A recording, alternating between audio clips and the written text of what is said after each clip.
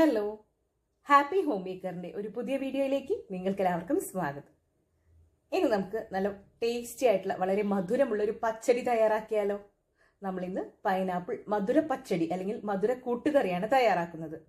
വളരെ സിമ്പിളായിട്ട് തയ്യാറാക്കാൻ പറ്റുന്ന വളരെ ടേസ്റ്റി ആയിട്ടുള്ള ഒരു സദ്യ വിഭവമാണിത്. അപ്പോൾ നമുക്ക് വേഗം തന്നെ റെസിപ്പി ഒന്ന് കണ്ടു നോക്കിയാലോ.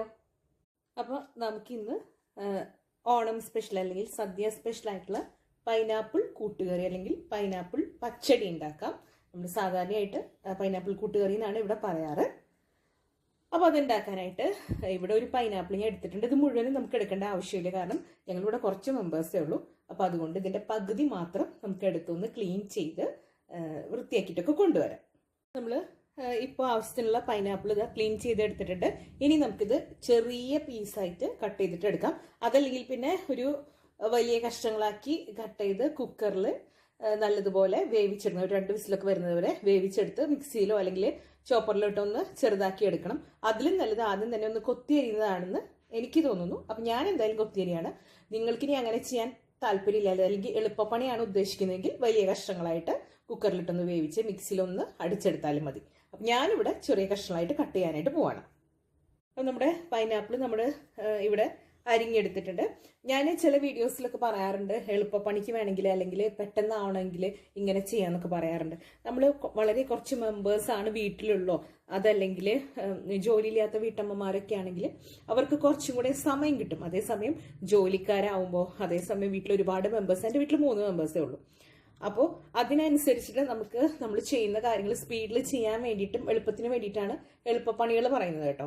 അപ്പോൾ എന്തായാലും പൈനാപ്പിളിലേക്ക് ഞാൻ 2 പച്ചമുളക് കട്ട് ചെയ്ത് ചേർത്ത് കൊടുക്കുന്നുണ്ട്. നല്ല എരിവുള്ള പച്ചമുളകാണ് എൻ്റെ, അതുകൊണ്ട് 2 എണ്ണമാണ് എടുത്തേക്കുന്നത്. അതുപോലെ ഇന്നത്തെ പൈനാപ്പിൾ ആണെങ്കിൽ നല്ല മധുരമുണ്ട്. അപ്പോൾ ഈ 2 പച്ചമുളക് ഇതിന് പാകമായിരിക്കും.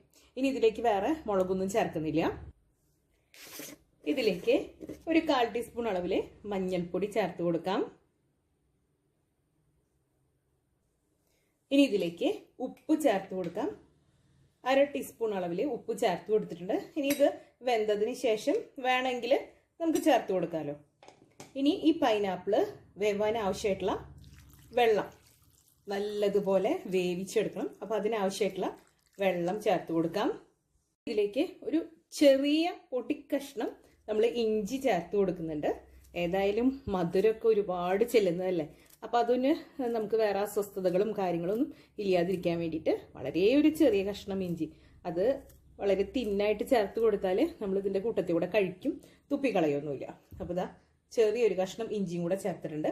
ഇനി നമുക്ക് പൈനാപ്പിൾ നല്ലതുപോലെ തന്നെ വേവിച്ചെടുക്കണം കേട്ടോ. അപ്പോൾ നമുക്ക് വേവിക്കാം. അതിനുശേഷമാണ് ബാക്കി കാര്യങ്ങളൊക്കെ തയ്യാറാക്കുന്നത്. ഇനി നമ്മുടെ പൈനാപ്പിൾ മധുരക്കറിക്ക് വേണ്ടത് കുറച്ച് തേങ്ങയാണ്. അത് നമ്മൾ സാധാരണ പച്ചടി പോലെ തേങ്ങ അരക്കുകയല്ല ചെയ്യുന്നത്, തേങ്ങ വറുത്തെടുക്കുകയാണ് ചെയ്യുന്നത്. അപ്പോൾ നമുക്കിതൊന്ന് വറുത്തെടുക്കാം. നമ്മളിവിടെ ഒരു പാൻ വെച്ചിട്ടുണ്ട്.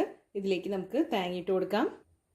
നമ്മൾ പാനിലേക്ക് ഒരല്പം വെളിച്ചെണ്ണ ചേർത്ത് കൊടുക്കുന്നുണ്ട്. നിങ്ങൾക്ക് അറിയാലോ, സദ്യ എന്നൊക്കെ പറയുമ്പോൾ തേങ്ങയും വെളിച്ചെണ്ണയും മധുരം ഒക്കെ ഒരുപാട് നമ്മൾ യൂസ് ചെയ്യും. ഈ പാനിലോട്ട് നമുക്ക് തേങ്ങ ഇട്ട് കൊടുക്കാം.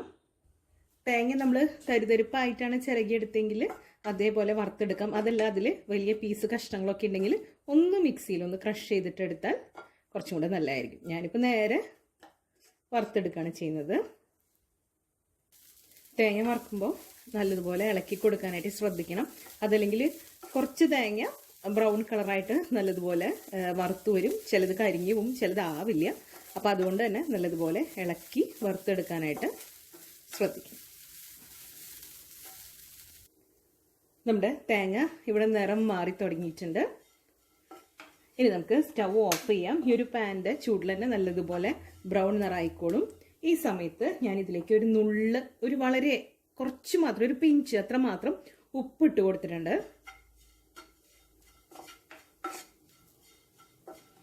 അതുപോലെ ഒരല്പം പെപ്പർ പൗഡർ, വളരെ കുറച്ച് മാത്രമാണ്. അത് ചേർക്കുമ്പോൾ ഒരു പ്രത്യേക ഫ്ലേവറാണ്, അതിന് വേണ്ടിയിട്ടാണ് കേട്ടോ.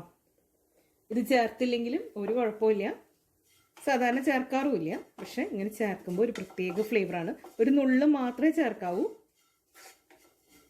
ഈ ഒരു പാനിൻ്റെ ചൂടിൽ തന്നെ ഈ ബാക്കി ആയിക്കോളും. ഇളക്കി കൊടുക്കാനായിട്ട് മറക്കരുത്. ഇനി നമുക്കിത് മാറ്റി വയ്ക്കാം. ബാക്കി പൈനാപ്പിൾ എന്തായി നോക്കാം. പൈനാപ്പിൾ ഇവിടെ നല്ലതുപോലെ കുക്കായിട്ടുണ്ട്. ഇനി നമുക്ക് ഇതിലേക്ക് ചേർത്ത് കൊടുക്കേണ്ടത് ശർക്കര പാനിയാണ്. അതായത് നിങ്ങളുടെ ബ്ലോക്ക് ആയിട്ടുള്ള ശർക്കര പീസസ് ആണെങ്കിൽ അത് നല്ലതുപോലെ തിളപ്പിച്ച് ഉരുക്കി അരിച്ചെടുത്തത് വേണം. 1.5 അല്ലെങ്കിൽ 2 അച്ച് വെള്ളം അല്ലെങ്കിൽ ശർക്കര നമുക്ക് ഉപയോഗിക്കാം. ഞാനിവിടെ പൊടിയാണ് ഉപയോഗിക്കുന്നത്, ശർക്കരയുടെ പൊടിയാണ് യൂസ് ചെയ്യുന്നത്. അതുകൊണ്ട് തന്നെ ഈ ഒരു സ്പൂണിൻ്റെ അളവിൽ 2 ടീസ്പൂൺ ചേർത്ത് കൊടുക്കുന്നുണ്ട്. നമ്മൾ പേര് പറഞ്ഞതുപോലെ തന്നെ ഇതൊരു മധുരക്കറിയാണ് കേട്ടോ. നല്ലതുപോലെ മിക്സ് ചെയ്ത് കൊടുക്കാം.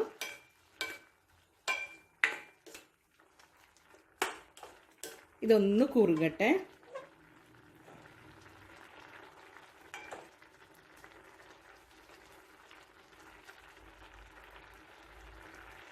ഞാനിതിൽ കാശ്മീരി മുളക് പൊടി അല്ലെങ്കിൽ എരിവുള്ള മുളക് പൊടിയൊന്നും യൂസ് ചെയ്യാത്തതുകൊണ്ടാണ് ഈ ഒരു കളറിൽ ഇരിക്കുന്നത്. അതേസമയം നിങ്ങൾ റെഡ് കളർ ഉപയോഗിക്കുകയാണെങ്കിൽ, അതായത് മുളക് പൊടി കാശ്മീരി മുളക് പൊടിയൊക്കെ ഉപയോഗിക്കുകയാണെങ്കിൽ ഇത് നല്ലൊരു ബ്രൗൺ കളറായിട്ടാണ് നിങ്ങൾക്ക് കിട്ടുക. അതുപോലെ ഞാനിപ്പോൾ ഇവിടെ കഷ്ണങ്ങളായി തന്നെയാണ് ചെയ്തേക്കുന്നത്. നിങ്ങൾക്ക് വേണമെങ്കിൽ ഇത് കുറച്ചെടുത്തിട്ടൊന്ന് മിക്സിയിൽ അരച്ചെടുക്കുകയാണെങ്കിൽ നല്ല കുഴമ്പ് പരുവത്തിന് കിട്ടും. ഇനി നമുക്കിതിലേക്ക് നമ്മൾ എടുത്തു വെച്ചിരിക്കുന്ന തേങ്ങ ഉണ്ടല്ലോ അത് ചേർത്ത് കൊടുക്കാം. നമ്മൾ വറുത്ത് വെച്ചേക്കുന്ന തേങ്ങയാണ് കേട്ടോ.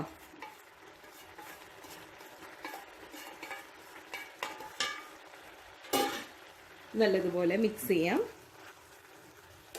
നല്ലതുപോലെ മിക്സ് ചെയ്തിട്ടെടുക്കാം. നമ്മുടെ വെള്ളമൊക്കെ നല്ലതുപോലെ വറ്റി നല്ല സെറ്റായി വന്നിട്ടുണ്ട്. ഇനി നമുക്കിതിലേക്ക് കടുക് വറുത്തിടണം. അതിന് വേണ്ടിയിട്ട് നേരത്തെ തേങ്ങ വറുത്ത അതേ പാനാണ് എടുത്തേക്കുന്നത്. ഇതിലേക്ക് 1 ടീസ്പൂൺ നെയ്യാണ് ചേർത്ത് കൊടുക്കുന്നത്. നമുക്ക് നെയ്യ് താല്പര്യമില്ലെങ്കിൽ വെളിച്ചെണ്ണ യൂസ് ചെയ്യാവുന്നതാണ്. ഇതിലേക്ക് നമുക്ക് കുറച്ച് കടുക് ഇട്ട് കൊടുക്കാം. ഞാൻ വളരെ കുറച്ച് നെയ്യ് എടുത്തിട്ടുള്ളൂ കേട്ടോ.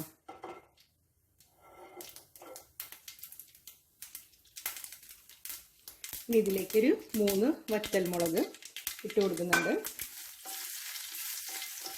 ഇതൊന്ന് മൂത്ത് വരട്ടെ. ഇതിലേക്ക് കുറച്ച് കരിവേപ്പില ഇട്ട് കൊടുക്കാം. അതുപോലെ കുറച്ച് അണ്ടിപ്പരിപ്പ് ഇട്ട് കൊടുക്കുന്നുണ്ട്. അത് ഓപ്ഷണലാണ്, നിങ്ങൾക്ക് താല്പര്യം ഉണ്ടെങ്കിൽ മാത്രം ചേർത്ത് കൊടുത്താൽ മതി. അതുപോലെ കിസ്മിസ് വേണമെങ്കിൽ ചേർത്ത് കൊടുക്കാം. ഞാനിവിടെ പച്ചമുന്തിരിങ്ങയാണ് ചേർത്ത് കൊടുക്കുന്നത്, അതുകൊണ്ട് കിസ്മിസ് ഇടുന്നില്ല. ഇനി നമുക്കിത് നമ്മുടെ കറിയിലേക്ക് കൊട്ടാം. ഉണ്ടാക്കി വെച്ചിരിക്കുന്ന പൈനാപ്പിൾ നമുക്കിത് ഇതുപോലെ വേണമെങ്കിൽ ഒന്ന് ഉടച്ചു കൊടുക്കാം കേട്ടോ. ഞങ്ങൾക്കിവിടെ കഷ്ണങ്ങളായിട്ട് കഴിക്കുന്നതാണ് താല്പര്യം, അതുകൊണ്ട് ഞാൻ പ്രത്യേകിച്ച് ഉടയ്ക്കുന്നൊന്നുമില്ല. നമുക്ക് ഈ കടുക് വറുത്തത് ഇതിലേക്ക് കൊട്ടാം. നല്ലതുപോലെ മിക്സ് ചെയ്തിട്ട് കൊടുക്കാം.